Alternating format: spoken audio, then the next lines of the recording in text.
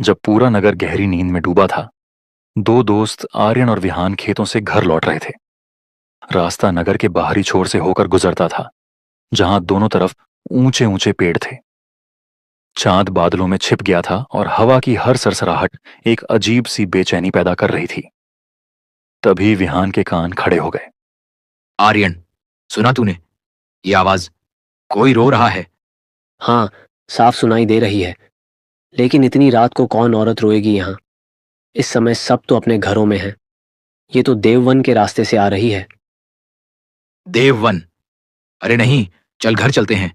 क्यों मुसीबत मोल लेनी है? मेरे दादाजी कहते हैं देववन के रास्ते पर रात को भटकना नहीं चाहिए।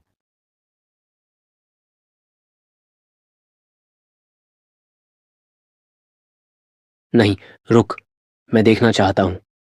पिछले कई दिनों से नगर में बड़े बुजुर्ग कहते हैं कि आधी रात को कोई रोती हुई औरत नजर आती है।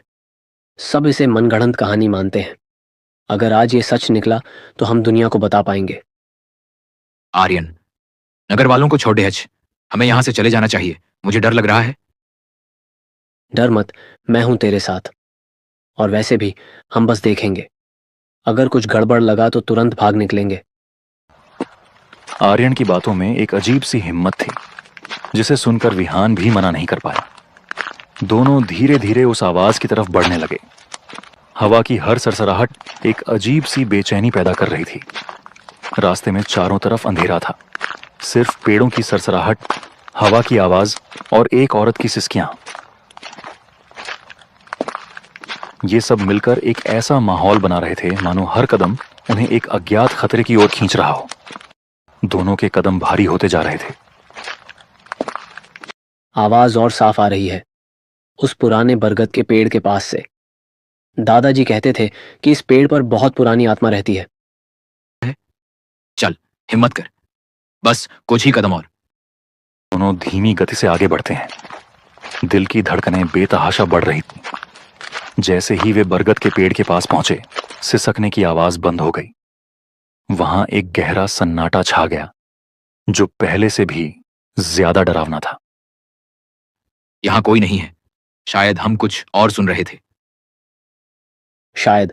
शुक्र है भगवान का। चल, अब चलते हैं।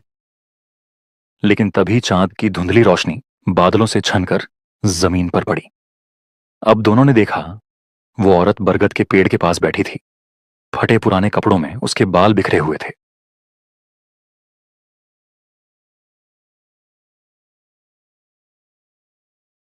आर्यन, बस बहुत हो गया। मैं नहीं रुकूंगा यहां। ये ठीक नहीं है। नहीं यार, भागेगा तो और शक होगा। देख, वो तो बहुत डरी हुई लग रही है। शायद किसी मुसीबत में है। मुसीबत में या मुसीबत है? आर्यन ने अपने डर पर काबू पाया। उसने हिम्मत करके आवाज दी। सुनो, कौन हो तुम? इतनी रात को यहाँ क्या कर रही हो? जैसे ही आर्यन की आवाज हवा में गूंजी, औरत ने रोना बंद कर दिया। दोनों के दिल की धड़कनें तेज हो गईं। धीरे धीरे औरत ने अपना चेहरा उठाया। वो चेहरा इतना डरावना था कि उसको देखने के बाद उन दोनों की आंखें खुल गईं। भाग, विहान। ये इंसान नहीं है। वे मुड़े और बेतहाशा भागने लगे। पीछे से उस औरत की हंसी गूंजती है। वो हंसी दूर से नहीं, बल्कि उनके ठीक पीछे पीछे आ रही थी, जैसे कोई उनके कानों के बिल्कुल पास फुसफुसा रहा हो। उसकी हंसी की गूंज हवा में फैल रही थी और हर कदम के साथ उनकी बेचैनी बढ़ रही थी। ये हमारे पीछे आ रही है। हम कहां भागें? भागते रहो, रुकना नहीं। मुड़कर मत देखो। ये कोई इंसान नहीं हो सकती। इसकी चाल, इसकी आवाज, ये कोई शैतानी ताकत है। दोनों ने दौड़ते हुए नगर के बाहरी हिस्से में एक टूटी झोंपड़ी देखी। वो उनका आखिरी आसरा लग रही थी।